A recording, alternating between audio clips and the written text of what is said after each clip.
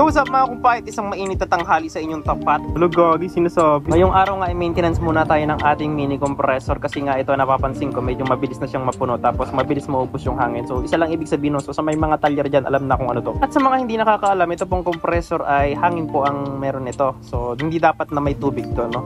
So, bawal siya magkatubig. So, kung curious kayo kung ano yung makikita nyo pagbukas ko, tingnan ninyo. Kaya nga pala gumamit na lang tayo dito ng ating pipe wrench kasi nga loose thread na, hindi naman pala loose thread. Wala nang kanto yung ating nut. So, ayan. Kumukha ko na lang yung may kanto. Napaka-buenas naman ng customer na to at magpapahangin siya kung kailan magpapatagas tayo ng compressor. Siyempre, walang hangin ngayon. Ito nga palang compressor ko ay 1/4 lang kaya hindi kaya na ito yung pang malalang sasakyan. Medyo mahihirapan siya. At dito sa amin, puro tricycle lang naman ang dumadaan. Kaya ox na itong ganitong 1/4 tapos 180 PSI. At sa mga nag-aabang kung ano yung lalabas dito sa compressor ko, ito na, papakita ko na sa inyo, ayan na. So ayan na, nakita na ninyo yung lumabas sa aking compressor. Yan tubig na yan, napakalinis, no? Clear water. At pwede nyong inumin kasi nga na-filter na yan. Yun nga lang, balita ko makoko maiinom yan.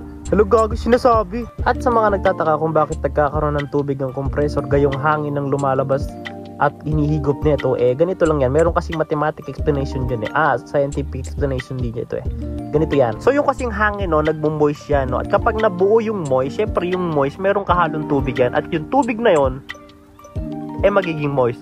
Hindi. Yung moist na yon at pag naipon ng naipon, magiging tubig yun at ganyan karami ang mangyayari sa compressor ninyo. Lalo na kung andar ang compressor ninyo. Gamit na gamit yung compressor ninyo. So, ganun lang siya ka-basic, no? Parang ulan, no? Nag-evaporate siya sa hangin, ganun. Tapos, magiging ulan. Ito, ganito din siya. Yun nga lang, so, konti lang alam ko sa science, More only math kasi ako, matulog. Tingnan naman ng kulay, yung sparkling, parang buko juice. Siya nga pala nakuha akong tubig dito mga 2 tabo din mahigit to. Tansya ko lang kasi medyo madami-dami din At ang ganito karaming tubig medyo big deal na pagdating sa compressor na ganito kaliit, no? So imbis kasi na madasik pa niya ng hangin, syempre nagagamit ng tubig yung space, no? Kaya medyo mapupuno siya. Makikita sa gauge 180 pero konti lang yung laman talaga nun kasi nga nagagamit nung tubig yung space na dapat para sa hangin. Ganun lang siya. So kaya pinapasingaw ko siya at higit sa lahat, ayoko na may tubig to lagi kasi nga kakalawangin siya. Yari sa bakal itong natin, compressor natin kaya kakalawangin to. So ngayon medyo malinis pa siya pero last time na nag-drain ako nito ganito nga, puro kalawang na siya. Ngayon medyo maintain ko na siya, lagi ko na siyang napapatagas, no? Kaya okay na. At isa pa sa pagkakaalam ko nagiging malakas sa kuryente kasi nga andar siya ng andar. Siyempre hindi siya dasek, no? Mababawasan siya tapos syempre magti-trigger ngayon yung switch niya kasi nga hindi na siya gaano puno, mabilis maubos yung hangin kumbaga. So ganun lang siya kaya kailangan tanggalan nyo lagi ng tubig. So may mga talyer dyan, no? So kaway-kaway, tama kaya itong ginagawa ko, sana naman tama, no? Huwag nyo na ako iba, sorry na. At sa may mga negosyo dyan na car wash, no? Air hangin, no? So air hangin tuloy, air bender. May mga negosyo dyan na ginagamitan ng compressor, alamin nyo na kung bakit siya ginaganito at kailangan nyo siyang gawin talaga, no? So yun lang naman. At sa kakakwento ko naubos na rin natin yung tubig, no? So ayan, medyo madami-dami din.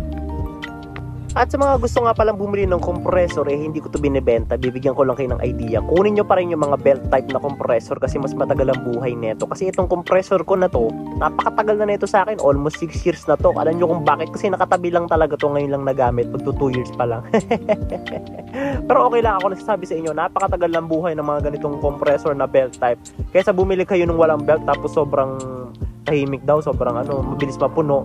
Huwag kayo doon, dito pa rin kayo sa may mga belt, no? So very low maintenance lang siya. At kung sakali maputulan ka ng belt, napakadali lang humanap, no? Tapos adjust ka lang, yun lang. Tapos yan, bawas tubig, di ba? Doon naman kasi sa brand, kahit anong brand ng kunin nyo, may mabibili naman kayong piyesa kung belt type, no? Pero kung kukunin nyo yung isa, basta alam nyo yun, sinasabi kong yun, yung walang belt. Hindi ko lang alam tawag doon Medyo sa tingin ko, medyo mahirap hanapan ng piyesa yun. Ito kasi mga ganitong belt type, natatanggal siya, pwede mo alisin yung mga piston niya, yung mga yan, pwede mong bilhan, ganun. Pwede bibili ka ng makina lang, belt lang, ganun. Basta napakadali nito. At hindi naman sa pagmamayabang lahat ng talyer na nagsimula puro belt type talaga ang ginagamit. Kasi miski kami, belt type ginagamit namin compressor.